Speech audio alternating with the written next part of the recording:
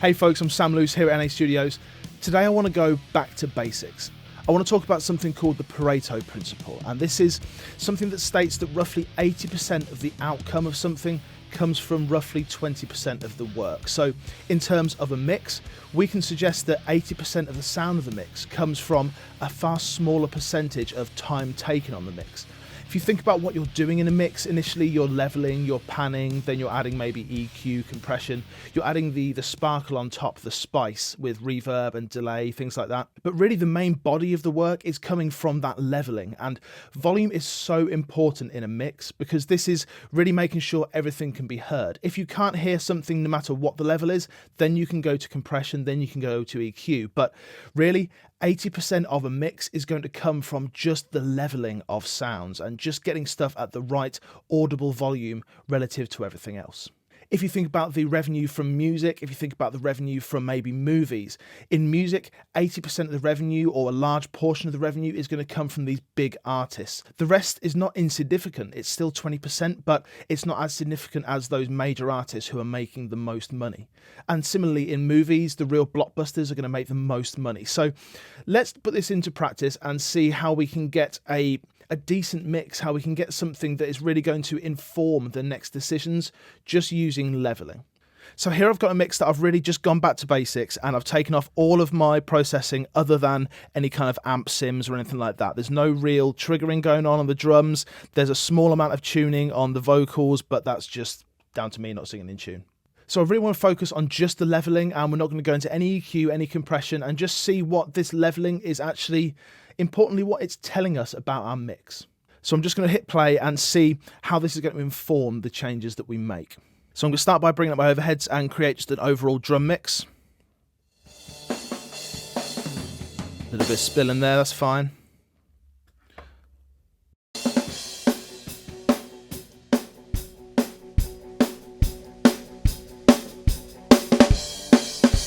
Cool, let's bring up some toms. Okay. So I've got an overall drum mix now, taking me 20 seconds, and already I can kind of hear what I need to do, but let's bring in some guitars and just hear exactly what's going on.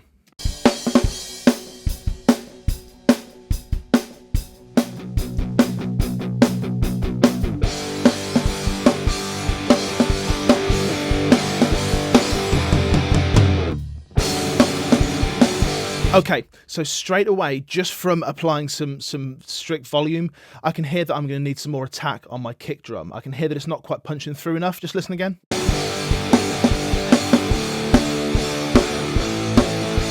The snare seems kind of fine to start off with, but if I bring up the kick drum too much, we're going to get too much bottom end.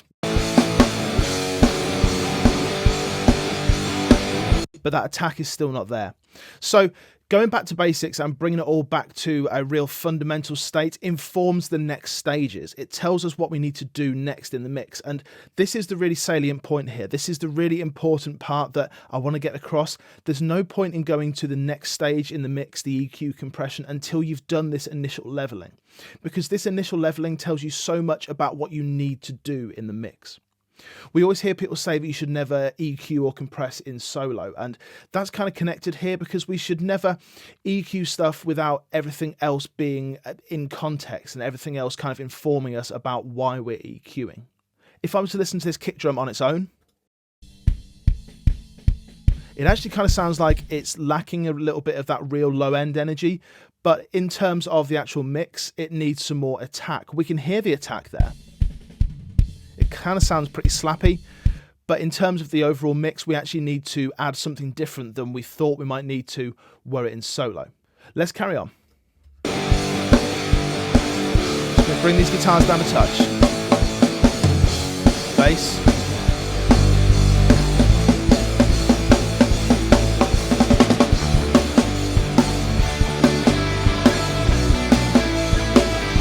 Okay, cool.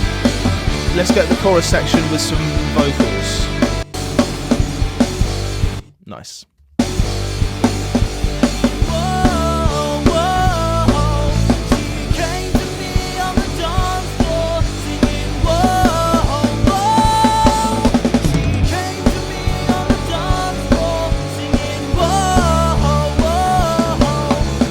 Okay, Okay, so just there, we heard some vocals kind of just pop out. So we now know that given this leveling process, we need to go in and perhaps compress or maybe automate some of the gain there.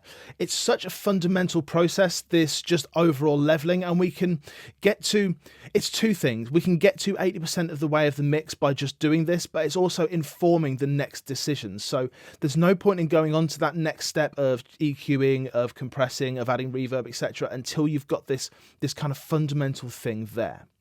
Now, fast forward to the point where I've done all my leveling now and I've still not applied any EQ or anything like that.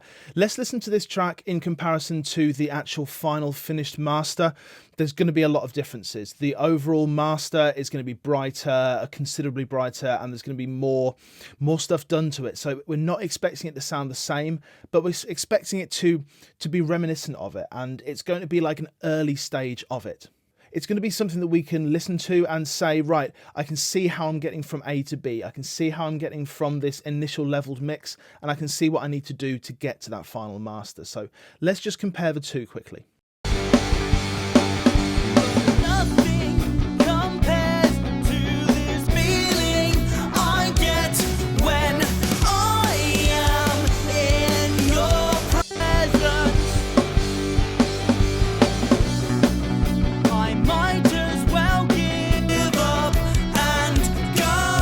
With the exception of the brightness and things being overall a bit more leveled, there's so many similarities there. The kick drum and the snare drum are punching through way more in the mastered version, but the guitars are kind of relatively similar. And this is what we're really looking at here. We're looking at the differences, but also the similarities.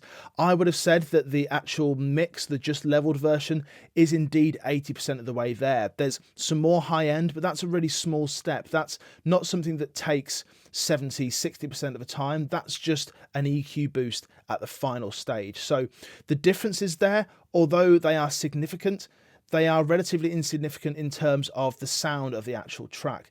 There's nothing that's significantly louder in the original version, the kind of just leveled version. The master has just got some sparkles, some spices on top, and it's just adding to the overall sound of a mix that is well leveled in the first place and already is setting off on good grounding.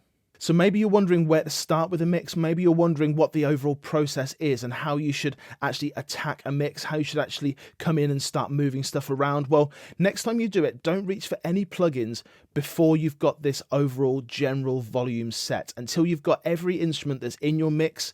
Until you can hear every single instrument, you can't possibly know what you might need to do to that instrument to get it to the next stage. You need to get the first stage there before you move on, and then you can add all the spice and the sparkles to your mix with reverb, delay, all that kind of stuff. I hope that's been useful and give you a general first step in how you can attack your mix.